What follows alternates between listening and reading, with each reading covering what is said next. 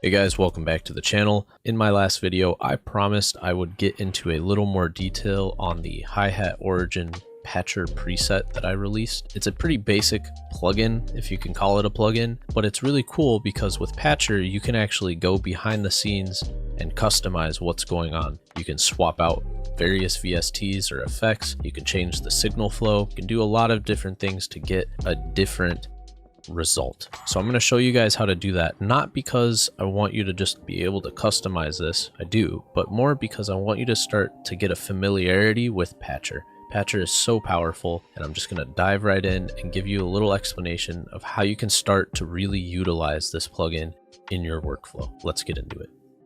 Okay, so first of all, if you haven't installed the preset yet and you're wondering how, you just go to Plugin Presets, Generators, go down to Patcher, right click on it, go to open, and the folder that opens is where you will copy paste the preset into, and it's that simple. Now it'll appear in your Patcher preset menu, and all you have to do is click it to open it. Now if we go onto the surface level, I've kind of already explained this in my last video on hi-hat design, but all you need to know is you have this matrix that will control your source sample, you have this tone bar, and these various effects knobs. This matrix is actually controlling what amount of each initial signal is being sent through the effects chain, because there are 4 of them. So we open this map up, and you may need to rescale it to kind of get a better idea of what's going on in here. You're going to notice a lot, right? And it looks really messy because it's not very well organized, but it's not as complicated as it looks.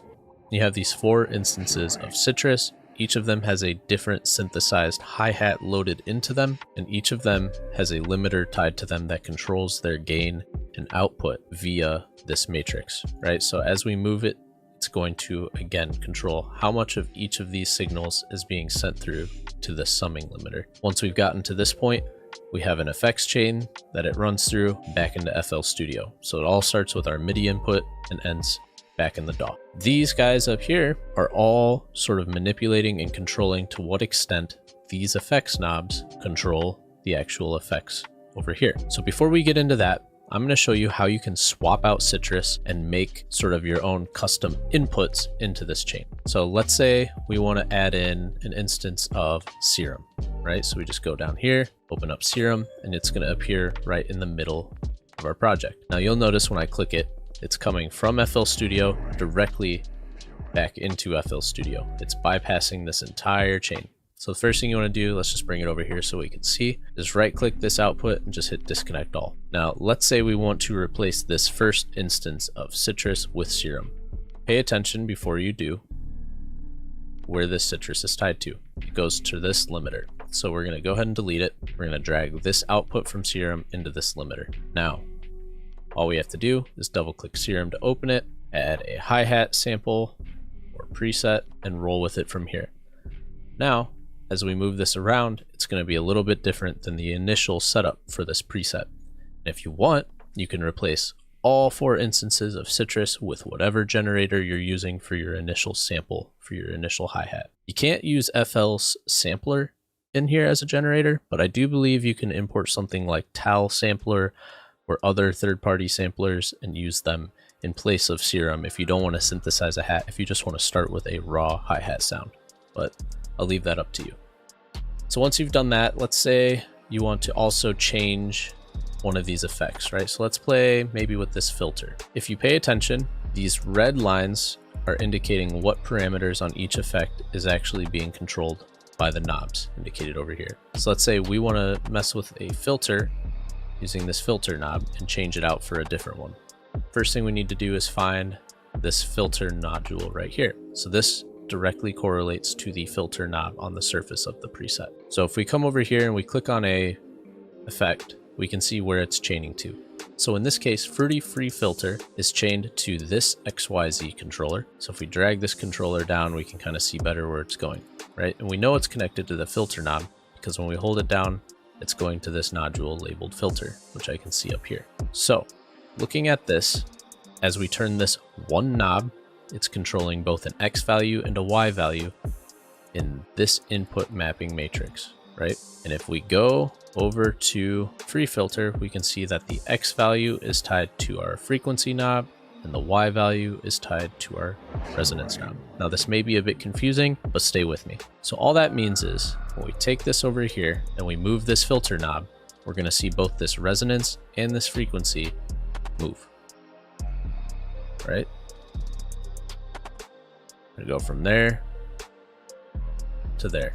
And it really is as simple as that. So let's say we want to change that filter out for something different entirely.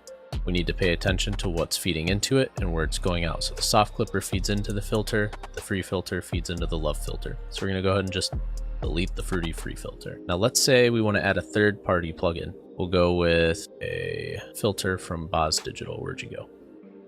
T-Bone. Now typically when you're inside of one of these stock plugins, let's say like Fruity Love Filter, all you have to do to add these modulating nodes is right click on a control, right, for a stock plugin and hit activate. When you activate it, it's going to appear here and you can then tie it to that controller, which is tied to that knob. On a third party plugin, that option doesn't exist. So before we get into it, let's make sure we add this back to our chain so we're actually getting a signal through. We are, right? If you take it off, no sound, sound. Let's double click it to open it. So let's say we want to modulate our low pass frequency here and our resonance, right? And we right click them and nothing appears. All we can do is just adjust the value manually. What you can do, so go ahead and close this, is right click on the plugin in Patcher, go to inputs, go to parameters, and look over here. If the plugin is coded in a way that communicates with your DAW, you're going to be able to find those options here. So let's go ahead and enable the low pass filter frequency and go back in, inputs, parameters, low pass frequency, resonance.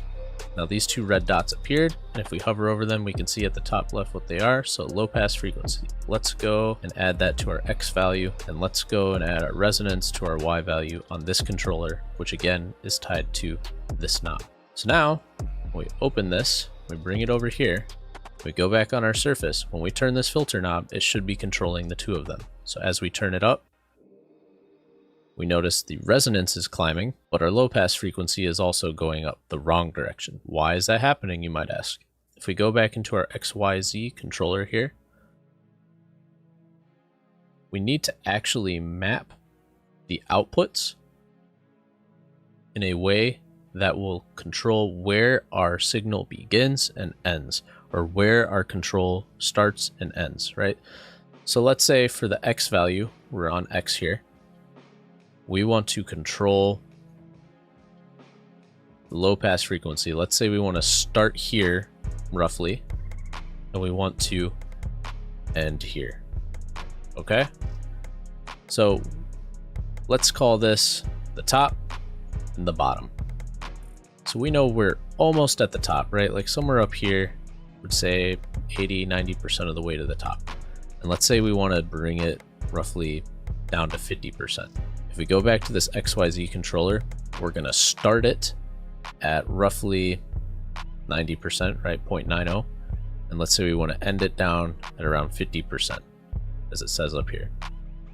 Okay, so going back to our filter knob, let's turn it down. Let's make sure we have T-Bone open so you can see. Now, when I go to this knob, it's going to start it at roughly that 90%, and it's going to bring it down to roughly 50% as we turn this up. And that's how we can kind of dial in exactly where this knob is going to take it. But let's say, okay, this isn't bringing the resonance up enough, and it's not bringing it down as much as we want. So we can go back here. We can lower this some more. We can actually go into the Y and control our filter. Let's say we want it to drastically increase resonance, almost, let's say, exponentially. Start it a little higher. So as it goes up, it's going to quickly drive the resonance. And now let's see what it does. As we turn that filter knob, you can watch it really start to transform that bump. Beautiful. And that's how you can kind of control the different effects, right? And you can play with it.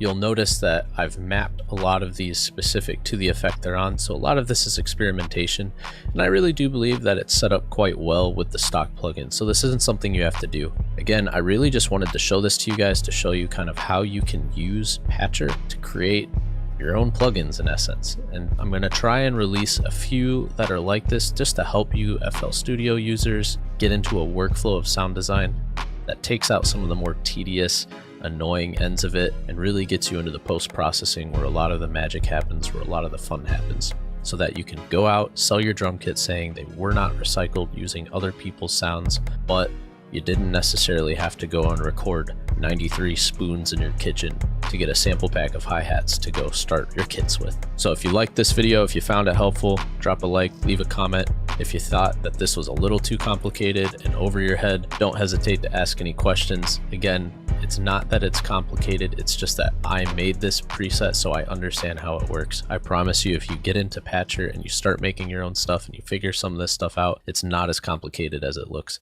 and you're gonna enjoy it. Just don't waste too much time in here. Really focus on making tools inside of Patcher that will speed up your workflow later. And that is, I think, the secret to Patcher's success inside of FL Studio. Thank you for joining me. Until next time, peace.